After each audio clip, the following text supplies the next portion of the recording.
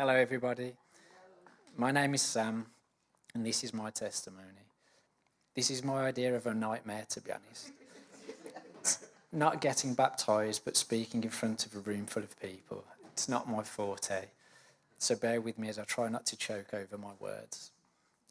It's not my intention to upset or insult anyone with what I am about to say, so please hear me out with grace if it's not something you can wrap your head around. But first, a little bit about my past. I was blessed to grow up in an extremely loving and supportive family where the moral code was do unto others as you would have them do unto you. Although not a religious family, we were certainly not sceptical about the supernatural.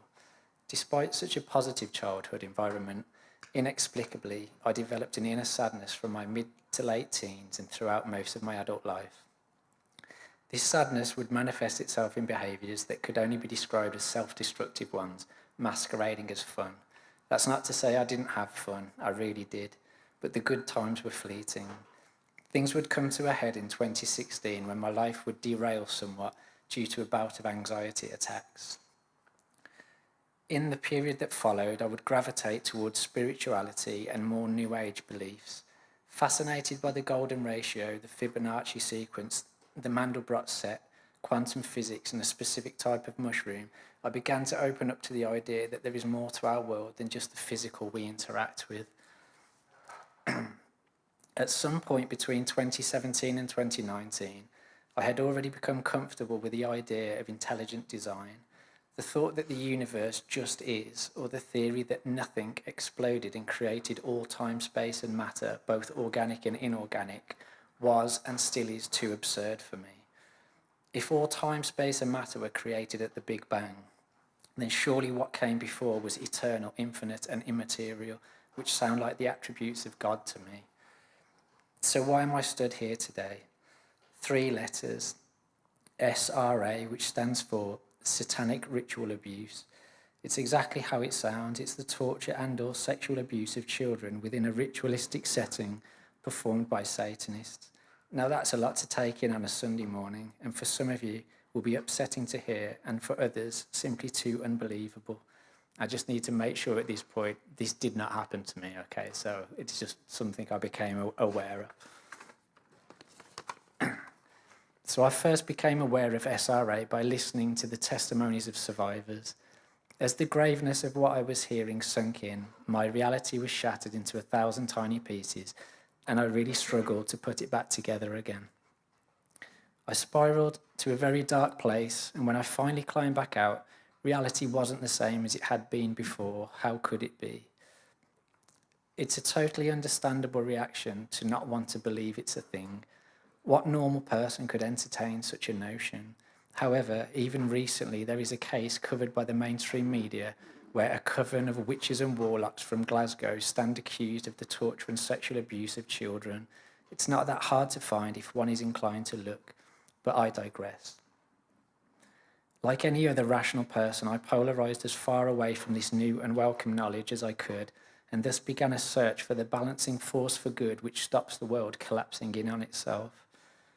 In January 2019, I downloaded the YouVersion Bible app on my phone, not entirely sure of my motivation other than I was utterly convinced that Satan was real, and a sense that how was I so sure I didn't believe in the gospel if I'd never read it. I found it all very interesting, some nice parables and solid rules for life, but nothing in particular that grabbed me.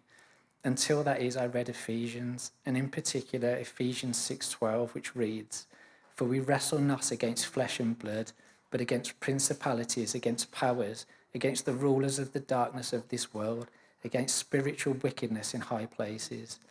For the first time, I started to take notice of what I was reading. Now I could begin to reconcile why SRA was a thing. It was spiritual. Not a good kind of spiritual, obviously, but still spiritual. Within a few months of starting to read the Bible, without any effort on my part, I was randomly meeting other Christians who were openly sharing their faith with me. I had quickly gone from living the best part of my then 38 years of life in an essentially Christian-free zone to knowing a couple of separate groups of believers who all in their own way have encouraged me on my journey to be stood here in front of you today. There is Simon and Shirley, the first people to challenge me on my beliefs. Simon was near relentless in his pursuit, and much credit must go to him for doing a lot of the initial softening of my heart towards the gospel.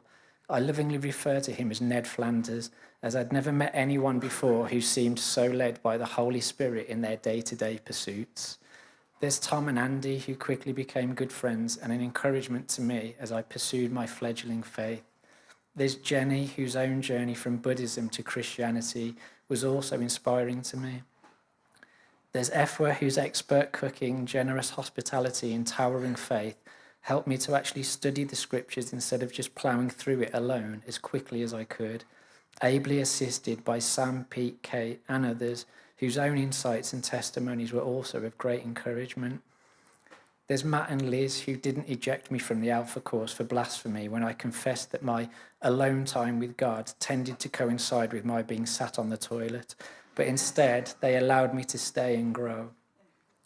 There's Rosemary and Ubong, my fellow Alpha course mates, and now many others here at Sturchley Community Church. I also need to mention my wife, Jen. Without her love and support, who knows where I might be today.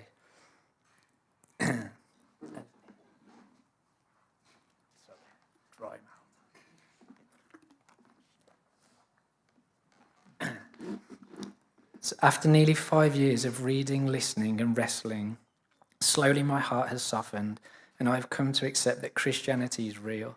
I believe that Jesus lived, was crucified, and rose again from the dead. This is just the beginning for me, and I still have a very long way to go in my faith, and there are many things I don't understand and probably never will. But as author Evelyn Underhill stated, if God was small enough to be understood, he wouldn't be big enough to be worshipped. I'm sure my baptism has come as quite a surprise to some of the non-believers here today who have known me for a long time. Well, it's surprising to me too. I never set out with the intention of becoming a Christian. It just turns out that I am one.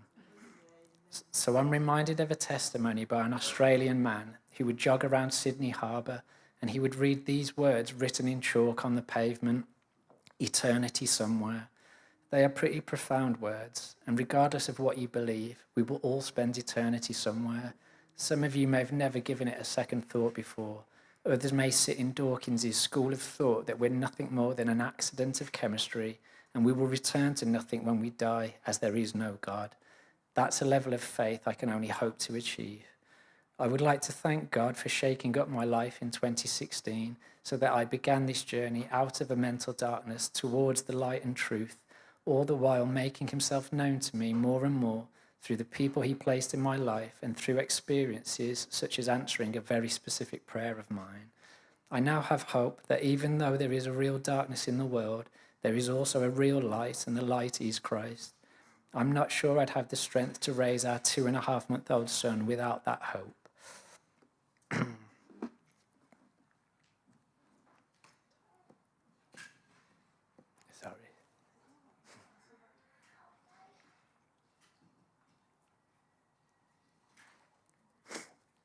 So in closing, I would like to ask any non-believers here today if in their own time and their own way, they would at least ask God to reveal himself to you.